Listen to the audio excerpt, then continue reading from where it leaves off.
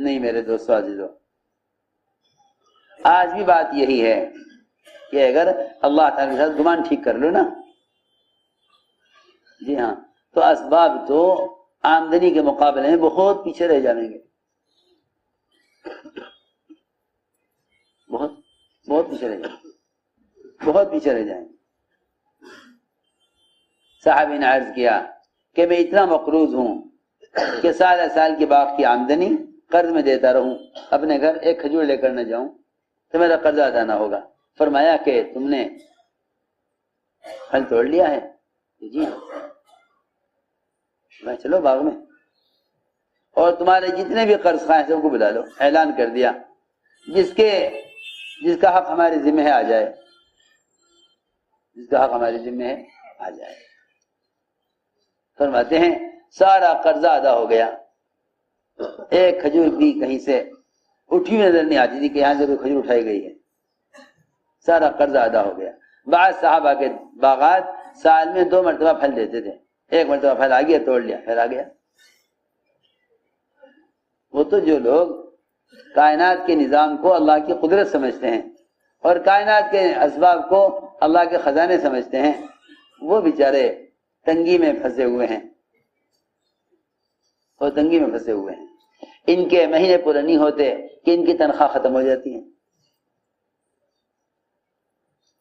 وہ تو سمجھتے تھے کہ جنہیں اعمال کے ذریعے اللہ سے لینا نہ آئے گا وہ پھر اپنی ضروریات کے لیے حرام راستے اختیار کریں گے، ضروریات کے لیے پھر حرام راستے اختیار کریں گے۔ اس لیے میرے دوستو عزیزو، عمل کی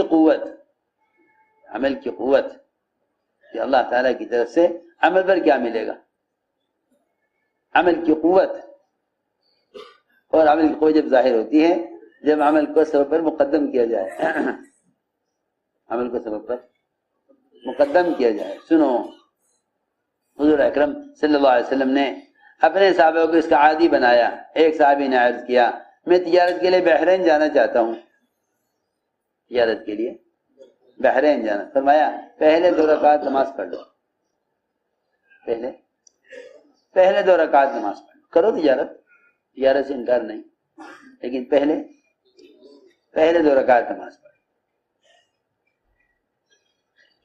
تاکہ قدرت ساتھ ہو جائے، تاکہ قدرت، اللہ کی قدرت کی معیت کا وعدہ سبب پر نہیں ہے، اللہ کی قدرت کے ساتھ ہونے کا وعدہ سبب پر نہیں ہے، ہاں عمل پر وعدہ ہے، عمل پر وعدہ ہے، عمل پر وعدہ ہے، سبب پر کوئی وعدہ نہیں ہے۔ تو کیا اسباب اختیار نہ کریں؟ کہ نہیں، اسباب کے اختیار کرنا توکل کے خلاف نہیں، بلکہ اسباب کے اختیار کرنا توکل کے امتحان کے لیے ہے کہ تم میں توکل ہے یا نہیں۔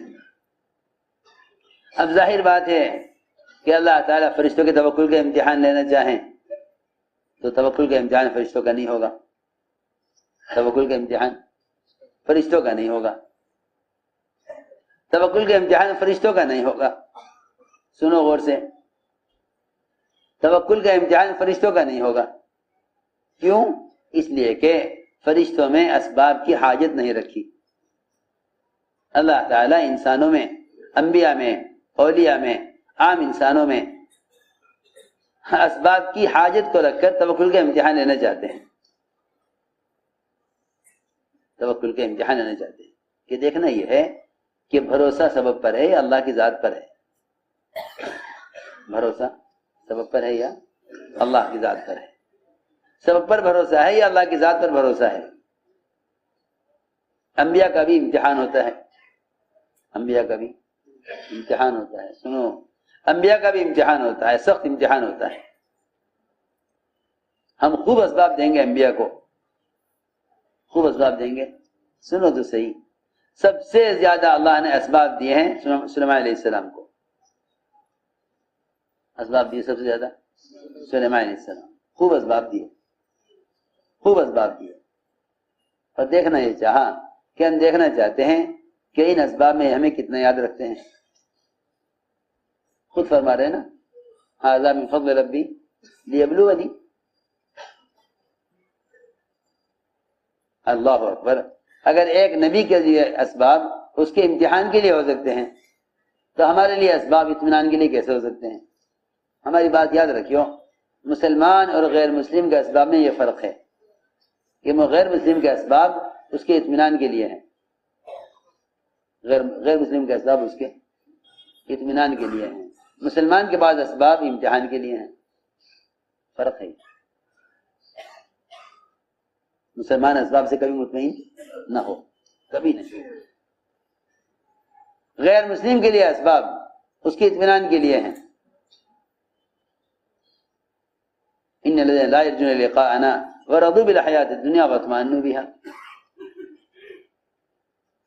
جی ہاں، اللہ تعالیٰ کا دستور ہے یہ، نسارع لهم في الخیرات بلا یشعرون، کہ ہم اپنے نہ ماننے والوں کے اور آخرت کا انکار کرنے والوں کے لیے کائنات کی شکلوں میں جلدی جلدی کامیابیاں لاویں گے، جلدی جلدی ان کو مال دیں گے، بلکہ ہاں اولاد مال اسباب بھر کر دیں گے ان کو، اور جلدی جلدی دیں گے، جلدی جلدی دیں گے۔ مسلمان یہاں سے دھوکہ کھاوے گا کہ بھائی ایسا ہے، اعمال تو کرو مگر تھوڑے اسباب غیروں کے لے لو، کیونکہ ان کے اسباب میں آمدنی بہت ہے، ان کے اسباب میں آمدنی بہت ہے۔ نہیں، اسباب ان کی آمدنی نہیں ہے، اللہ نے ان کے اسباب کی آمدنی کو بڑھایا ہے، اللہ ان کے اسباب کی آمدنی کو بڑھایا ہے۔ اور کیوں نہ بڑھائیں، یہ دنیا ان کی جنت ہے، دنیا ان کی، اللہ اکبر۔ مسلمان اپنی جنت کو تصور کرتے ہوئے اگر غیروں کی جنت کو دیکھے تو کتنا قابل رحم سمجھے گا ان کو، ان غیروں کو کتنا قابل رحم سمجھے گا۔ لیکن جب مسلمان اپنی جنت کو بھلا کر غیروں کی جنت کو دیکھے گا تو ان کی جنت کی دنیا میں تمنا کیے بغیر نہ رہے گا۔ اگر اپنی جنت کا یقین نہیں تو غیروں کی جنت کی تمنا کرے گا۔ اگر مسلمان میں اپنی جنت کا یقین نہیں تو غیروں کی جنت کا، غیروں کی جنت کی امید کرے گا، غیروں کی جنت کا طالب بنے گا۔ اس زمانے میں جتنے مسلمان عوام یا خواص وہ غیر مسلموں سے اسباب کا مطالبہ کر رہے ہیں، اور ان کے والے اسباب، ان کے والی شان و شوکت دنیا میں چاہتے ہیں، صرف یہ وہ ہیں جو جن کو اپنی جنت کا یقین نہیں، جن کو اپنی جنت کا یقین نہیں۔ اور بات بھی یہی ہے کہ بادشاہوں کا مزاج ہوتا ہے کہ ہمیشہ بادشاہوں کی نظر دوسرے ملک پر ہوتی ہے، اپنے پاس کتنا بھی مال اور اسباب اور کتنے بھی ہتھیار اور قوت ہو، لیکن آپ دیکھیں گے پوری دنیا میں کوئی مالدار سے مالدار ملک، کوئی مالدار قوی سے قوی ملک، مادی اسباب، مادی شکلوں، مادی اعتبار سے قوی سے قوی زیادہ ملک ایسا نہیں ہوگا جو کسی دوسرے ملک پر نظر نہ رکھے ہوئے ہو۔ ہر بادشاہ کی نظر دوسرے کے مال پر ہوتی ہے، اپنے مال پر نہیں ہوتی۔ صحابہ کے اقوال میں یہ بات ملتی ہے، حضرت بکر صدیق کے خطبے میں یہ بات ملتی ہے کہ ہر بادشاہ کی نظر دوسرے کے مال پر ہوتی۔ یہی مسلمان کا حال ہے اس زمانے میں کہ وہ خود اپنی جنت کو جانتے ہوئے کافروں کی جنت کے متمنی ہیں، کافروں کی جنت کے تمنا کیے ہوئے ہیں۔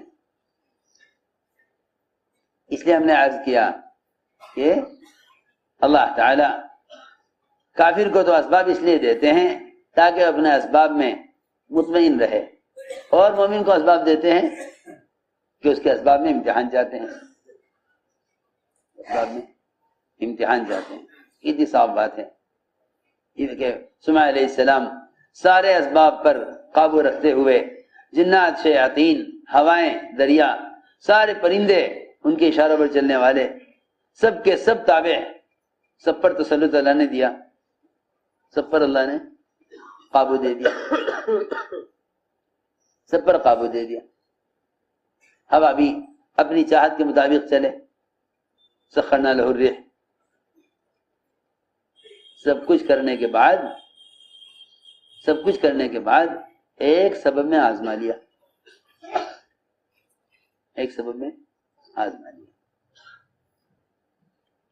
ایک سبب میں آزما لیا، کیونکہ دنیا میں دو چیزوں کے اسباب ہیں، دو قسم کے اسباب ہیں، دو قسم کے اسباب ہیں۔ ایک تو اسباب زینت ہیں، ایک تو اسباب زینت ہیں، ایک تو اسباب زینت ہیں۔ اسباب زینت میں تو اللہ تعالی عمل کا امتحان لینا چاہتے ہیں۔ اسباب زینت میں یہ عمل کو کتنا یاد رکھتے ہیں، اسباب زینت میں عمل کو کتنا یاد رکھتے ہیں۔ اور ایک اسباب ہے وہ جن سے آدمی کوئی چیز حاصل کرتا ہے، جیسے دکان مال کمانے کے اسباب، زمین غلہ لینے کے اسباب، عورتیں اولاد حاصل کرنے کے اسباب، عورتیں اولاد عورتیں اولاد حاصل کرنے کے اسباب۔ دو قسم کے میں نے سبب بتائے ہیں، ایک اسباب زینت اور ایک اسباب آمدنی۔ تو ظاہر بات ہے انسان سمجھتا ہے کہ اولاد کے لیے تو عورت کو ہونا ضروری ہے، اولاد کے لیے عورت کو ہونا ضروری۔ اللہ نے عورتیں بھی خوب دی سلیمان علیہ السلام کو، ایسی اعلیٰ نسل کی بیویاں، خوب بچے جننے والی، خوب صحت مند، اور پھر نیت بھی بڑی اعلیٰ۔ آج کل لوگ کہتے ہیں خیر کے کام میں تو اللہ کی مدد ہوتی ہے، خیر کے کام میں تو اللہ کی مدد ہوتی ہے۔ ارادہ کر لیا کہ اپنی اولاد میں سے 100 مجاہد اللہ کی دین محنت کے لیے تیار کرنے ہیں، 100 عورتیں صحبت کریں گے، ہر ایک سے بیٹا پیدا ہوگا، ہر ایک سے۔ خوب اللہ نے اسباب دیے اور راضی ہو کر دیے۔ اللہ اکبر۔ غور کرنے کی بات ہے، وہ اسباب جو اللہ نے انبیاء علیہ السلام کو راضی ہو کر دیے ہیں، وہ اسباب جو اللہ نے انبیاء علیہ السلام کو راضی ہو کر دیے ہیں، جب انبیاء علیہ السلام ان اسباب میں ناکام ہو جاتے ہیں تو پھر وہ اسباب جو اللہ نے اسلام اور دین کے دشمنوں کو ناراض ہو کر دیے ہیں، مسلمان ان سے امید کیسے کر سکتا ہے؟ مسلمان ان سے امید، آج آپ دیکھیں گے ساری دنیا کے مسلمانوں کو اسی سے امید ہے کہ بس یہ حکومت ایسی ہے جو مسلمانوں میں کام آ سکتی ہے، چلو دین کا انتخاب کر لو۔ پھر ان سے تلخ تجربہ ہوا، پھر خیال آیا کہ چلو 2-4 سال اور انتظار کر لو، حکام بدلیں گے، حالات بدلیں گے۔ دوستو عزیزو، جیسے کائنات سے جانوروں کے بدلنے سے انسانوں کے حالات کے بدلنے کا کوئی تعلق نہیں، اس طرح ان انعام کے بدلنے سے، حکام کے بدلنے سے مسلمانوں کے حالات کے بدلنے کا کوئی تعلق نہیں۔ یہ تو راستہ ہی نا امیدی کا اور نقصان کا ہے۔ ساری امیدیں اللہ کے دشمنوں سے وابستہ ہیں، ساری امیدیں اللہ کے دشمنوں سے وابستہ ہیں۔ وہاں اللہ نے اسباب انبیاء علیہ السلام کو راضی ہو کر دیے، اور واقعی راضی ہو کر دیے۔ سلیمان علیہ السلام نے اللہ سے وہ بادشاہت مانگی جو کسی کو میسر نہ ہو۔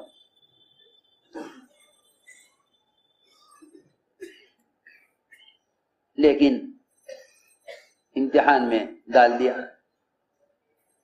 100 بیویوں صحبت کی، ایک کو حمل ٹھہرا، اور وہ حمل بھی اس لیے نہیں ٹھہرایا کہ 100 بیٹے مانگے تھے 1 بیٹا دے دیں گے، نہیں، وہ حمل میں اس لیے ٹھہرایا تھا تاکہ اس حمل کو ہم ضائع کر کے دکھلاویں کہ اگر تمہیں کسی کام میں 5% کامیابی ہو جاوے تو یہ مت سمجھنا کہ 100% کامیابی ہو جائے گی۔